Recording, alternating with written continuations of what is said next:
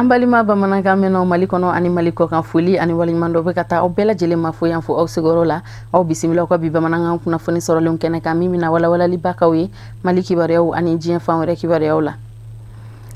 Lycée privé min bɛ wele ko Tubakɔrɔ ni a dagayɔrɔ bɛnnen don hippodrome ma sigida filanan kɔnɔ u ye kɛnɛ dɔ sigi sen kan walasa u ka kalanden jolenw minnu ka kalan faamuya a n'a ɲɛdɔn ka bon ni kalanden tɔw ta ye k'a lajɛ ka lajalifɛn caman di olu ma an'u ka diplôme. Kɛnɛ in sigira sen kan ka ɲɛmɔgɔya ta k'a di lycée in yɛrɛ tigi de ma ni o ye Alassane Duguri ye. An ka jɛ an ka sɔrɔlenw ɲɛmada kɛnɛ in kan. Hakilila ye min ye bila ka kɛnɛba in labɛn o ye denmisɛnninw minnu ye kalan kɛ n'u kɛra premier ni deuxième ni troisième ye. An ka maakɔrɔbaw b'a fɔ an ɲɛna k'a fɔ ko ni ko alhamdulilahi rabbil alamin ala yɛrɛ de b'i laminɛ. Donc o kɔrɔ de ye ko ni mɔgɔ min ye ko ɲuman kɛ i k'a dɔn an ye o ka d'a ye o b'a taa ɲɛ o bɛ mɔgɔ wɛrɛ bila k'a kɛ premier ye sini. Donc o bɛ kalan yɛrɛ de développer. Donc o de y'a bila kɛ an sɔrɔla ka nin ko in lajɛ k'a sigi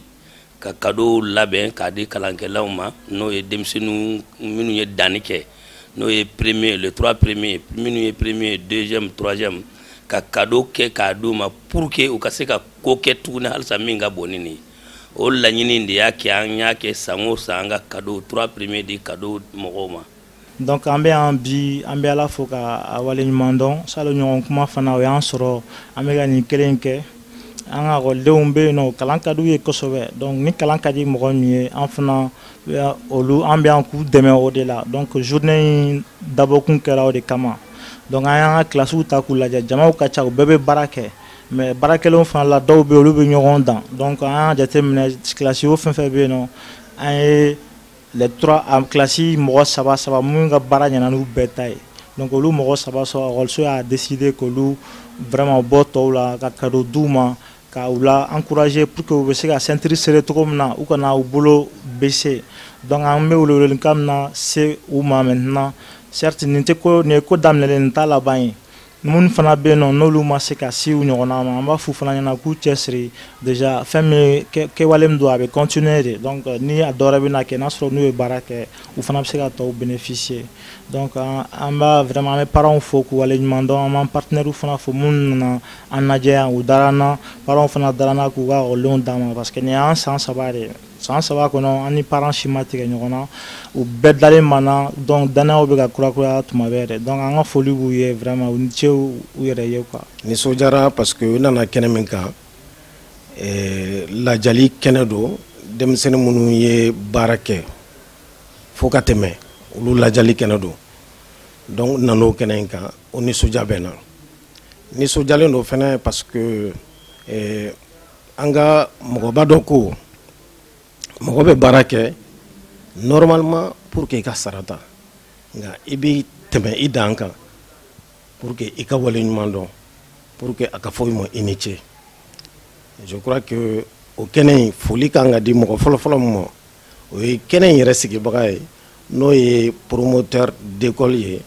complexe Tubakɔrɔ n'o ye monsieur Alassane Duguri ale de ni foli ka kan n'a ye baro kɛ mais ɲɛ b'a la mɔgɔ cɛsirilen don mɔgɔ minnu bɛ na ka faso dɛmɛ ka faso bɔ nɔgɔ la ka denmisɛnninw dɛmɛ u ka se k'u yɛrɛ ta u ka se ka kɛ mɔgɔ ɲɛnama ye olu ni dɛmɛni ka kan olu ni foli ka kan donc o de y'a to n b'a fɔ bi nisɔndiyalen don kɛnɛ in kan. O de b'an sɛnsɛn ka diɲɛ fiɲɛ wɛrɛ kibaruyaw lasɔrɔ Musa Fɔnba a bɛ walawalali ka ɲɛ a ka bi sɔrɔlenw na.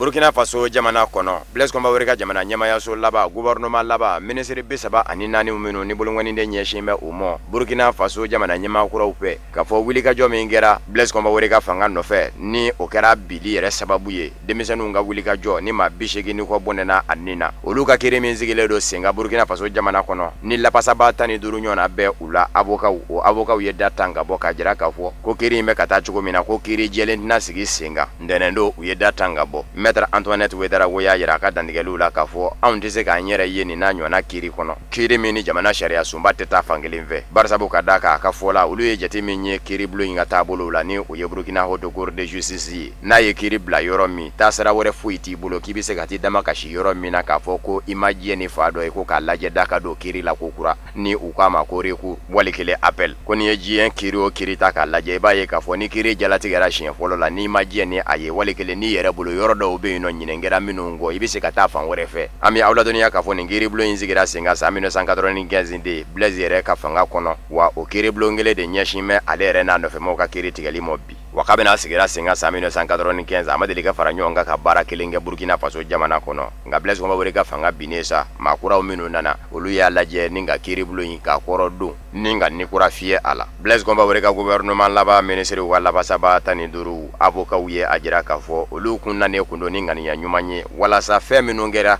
Octobre kalo la san 2014 Blaise Compaoré ka fanga ban don ni ministriw bɛ ka jalaki n'o ye bi a tiɲɛw ka se ka dɔn wa olu ye laɲini dɔw de kɛ tiɲɛ na sira kan kiiri bulon kan ka se ka min jɔ olu ye walasa tiɲɛw ka se ka dɔn ko nka ko kiiri bulon in banna o ma o kumana ko ni u banna olu ka laɲiniw ma nka u b'a fɛ ka kiiri siya min sigi sen kan kɔni u n'a sigi u yɛrɛ ye olu tɛna y'a kɛnɛ kan.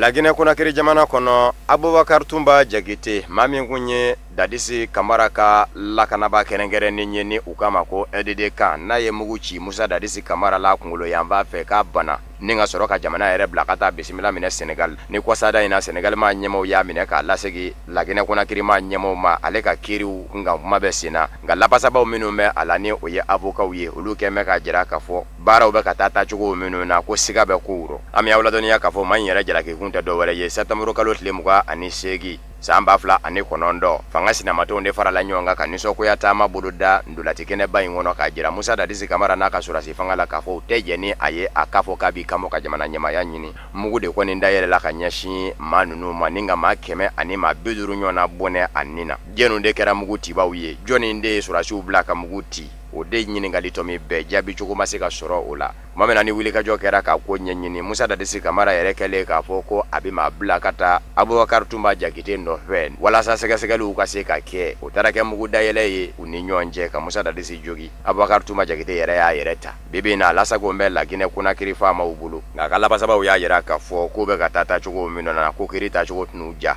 a bɛ n'a fɔ biɲɛkala ɲinina sen dan bɛ biɲɛkala ka fa dɔ fɛ ni ka biɲɛkala yɛrɛ dɛsɛ ka ye ɲɛ na o kumana u y'a yira k'a fɔ olu ka lapasali u b'a jɔ fɔlɔ kɛrɛnkɛrɛnnen ɲɛna Maître Abubakar si la u ko Abubakar Tumba Jakite lasago bɛ yɔrɔ min na yamaruya tɛ olu bolo u ka t'u ɲɛ d'a kan ko sariya tɛ jɛ ni o ye surasi fɛnɛ don k'a ka kuma bɛɛ a ka to ka farikolo ɲɛnajɛw kɛ k'o fɛnɛ sɔrɔ tɛ a fɛ u ye liberté provisoire fɛnɛ ɲini ni o ye ka fiɲɛbɔda di a ma yanni kiiri mako ka jɔ a la ko ban kɛra nin bɛɛ lajɛlen ma a barata sigasiga na bɛɛ ani maa minnu ka kɛrɛnkɛrɛnnen ɲɛna olu dɔw bɛ kɛnɛma u bɛ ka fiɲɛ minɛ k'a bila u ma deli ka wele don si da kelen kiiri bulon fɛ lakana tigilama ma deli k'u minɛ wa dɔw yɛrɛ bɛ jɔyɔrɔbaw la a barata ko in bɛ kɛ don min ani olu de kun bɛ fankelen fɛ avocaw ko k'olu t'o faamu u ko n'i ye kiiri tigilamaw ɲininka ko kiiri tigilamaw b'a fɔ ko baaraw taabolo ka ɲi nka olu minnu ye Abubakar Tumba Jakite lapasabaw ye u b'a fɔ diɲɛmaa ye k'a fɔ baara taabolo man ɲi k'u tɛ ka taa cogo ɲuman na tuma min na ni procureur ye kuma mɛn o ye jamana ɲɛmaayaso ka maa bilalen ye kiiri bulon kɔnɔ o ko lapasaba ninnu b'a fɛ de k'u dɔn ka na ko de diyagoya cogo ko kiiri binna k'u kan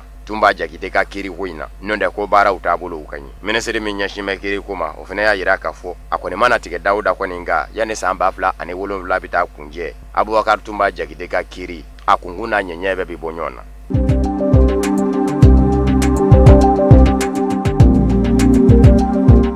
Jɛnsirikɛnɛni tɔma Nations Unies ye Burkinakaw ka furanjɛrɔ fanga ma ɲɛmaakɔrɔ Michel Kafando de sugandi k'o kɛ Burundi manga bamba ye walikele a surunani donba ye ni u k'a ma ko émissaire des Nations Unies dɔw ko envoyé spécial bɛn kɛra ale kɔni ka ka sugandi Pierre Nkurunziza n'a ka fanga jɛna n'a ye fanga sinamatenw fɛnɛ jɛna ni a ye an bɛ aw ladɔnniya k'a fɔ Burkina furanjɛrɔ fanga ma ɲɛma Michel Kafando si bɛ san 70 ani san 5 la a ye Burkina Faso mara furanjɛrɔ fanga kɔnɔ k'a daminɛ Novembre kalo la san 2014 ka taa se Décembre kalo ma san 2015 ni ka sɔrɔ ka jamana kuntigisigi kalataw labɛn Roch Marc Christian Kabore ka kala tata cayara ni bɛɛ lajɛlen ta ye o cogo ko bɛ a nɔ na bi yani Michel Kafando ka ke ɲɛsirigɛnna ni tɔnba Nations Unies ka surunani donba ye Burundi Mangala maa min kun bɛ o ye Maroc jamana den ye wali kelen an bɛ se k'a fɔ jamana laden don ka sabu kɛ fa dɔ ye Angleterre jamana ye fa dɔ ye Maroc jamana ye Jamel Benomar nka n'i y'a ye k'a fɔ ale wulila ka bɔ a jɔyɔrɔ la ɲɛsirigɛnna ni tɔnba Nations Unies ɲɛmayaso fɛ o ye de k'a fɔ Pierre Nkurunziza kɛ kun bɛ k'a bolongɛniden ɲɛsin a mɔ k'a fɔ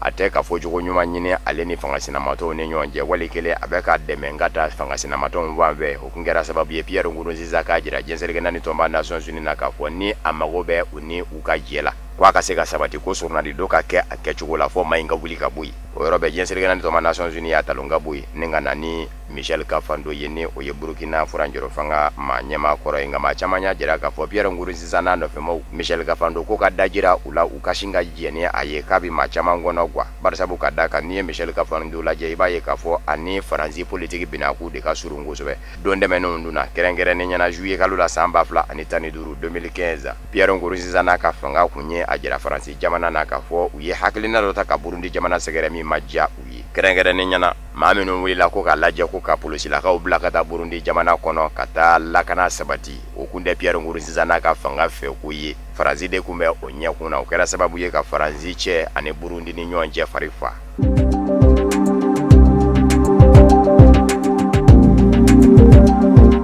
Afrique du Sud jamana kɔnɔ duguni dɔ bɛ yen ko Koligny a filɛ nin ye Afrique du Sud gaɲaka yan b'a fɛ ka dege atlebi yan b'a kan ntɛnɛn don mankanba de wulila yen ka sababu kɛ farafinden minnu bɛ duguni kɔnɔ olu kɛ kun bɛ ka bolongɛniden ɲɛsin nazaraden fila mɔ k'a fɔ u ye farafinden dɔ min si tɛ tɛmɛ san 16 kan k'a minɛ k'a fɔsɔn ni k'a bila u ka mobili kɔfuru kɔnɔ ka mobili boli ni a ye u kɛlen kɔfɛ k'a lajaba fɔ ka taa se a faali ma ko in kɛra ka bɛn ni abrigalo tile 20 tɛmɛnen de ye nka maa minnu jalakilen don a ko la Afrique du Sud farafinden ninnu fɛ nin duguni kɔnɔ u y'a yira k'a fɔ cɛnin min n b'a ko kuma bɛ ka fɔ bi ni olu jalakilen don Afrique du Sud duguni farafinden dɔw fɛ k'u ye cɛnin minɛ u ka foro de kɔnɔ a bɛ ka u ka fɛn suɲɛ olu kɛlen k'a minɛ sa u kuma fɛ k'u kunda ni a ye polisiso de kan maa min na ni a bɛ u ka mobili kɔnɔ a y'i fili ka jigin ka mobili to boli la ni ka taa bi a tɔ kan k'a tɔ ci k'o de kɛra a sata ye nka seere dɔ de sɔrɔla min y'a jira k'a fɔ ale yɛrɛ de ɲɛ ye nazaraden fila ninnu ye maa min na u ye cɛnin da mobili la san 16 farafinden u y'u to boli de la ni k'a ɲɔni ka bɔ mobili kɔnɔ k'a bi kiiribulon kɔnɔ kiiri ɲɛmaw yɛrɛ nana ye k'a fɔ minɛ tɛ se ka kɛ kuma ye mɔ ka maa fila ninnu nazaraden ninnu datugu u y'a lajɛ ka kiiri jalatigɛ ni ka maa filaw bila ka sabu kɛ u ma dalu jɔnjɔn sɔrɔ o de ma bɛn farafindenw mɔ Koligny dugu kɔnɔ ka bɛn ni ntɛnɛndɛmɛnen ye ni u ye fa bɛɛ lajɛlen kɛ sɔnɔ ye ka sow jeni u taara bi nazara dɔw kan ka tasuma bila olu ka sow la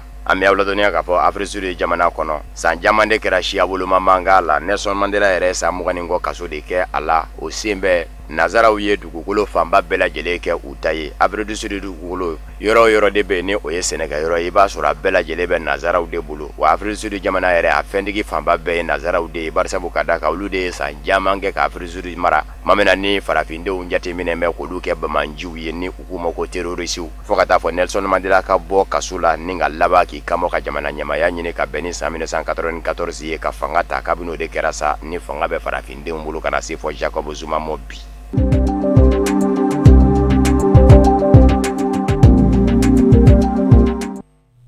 Farikolo ɲɛnajɛ binakun kan ka kɛɲɛ ni an karamɔgɔba Seydi Sherif Usman Madani Haidara ale ka san 62 o sɔrɔli Association for One ka bɔ sigida fɔlɔ la u ye bara de fer dɔ kɛnɛ sigi sen kan a kɛra tɛnɛndon de Bangɔni Janginɛbugu la Ansar tɔndenw u bɔra ka caya ka kɛnɛ la sɔrɔ Sherifla Jabaraniso tɔgɔ la Bubakar Tarawele Mohamed Sidibe u ye fɛn min sɔrɔ kɛnɛ kan an k'o ɲamada.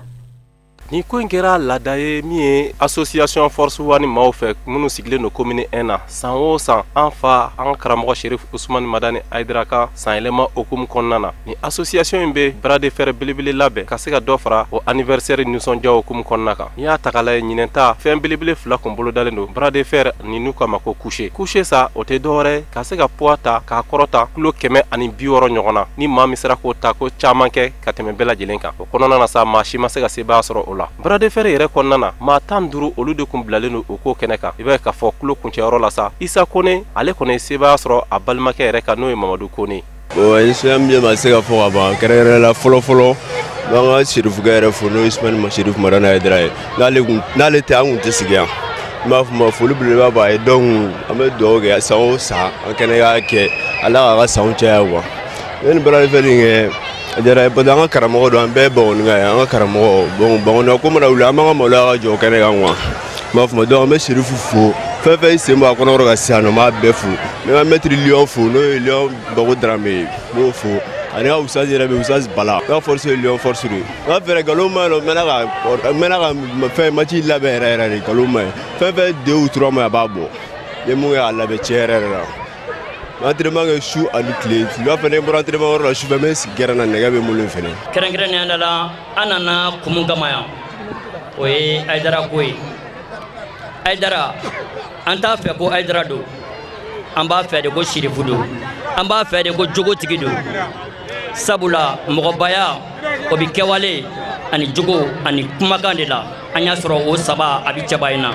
donc anga nali atan déranger sans keme na ya balo o sans keme kele ambe bo kana ni so jaira ka foga bangani jaranye amina wa bela jele kelengele fo ninga fuye ko ala ku sara ni ere o mana boya ga tutika do fenfela ala ka ke ere uma ami foli kerenkere ka se na baga bela jele ma mogo nana andeme anga ni so jaina bara de fer kala mogo amba fene fo ka o barkada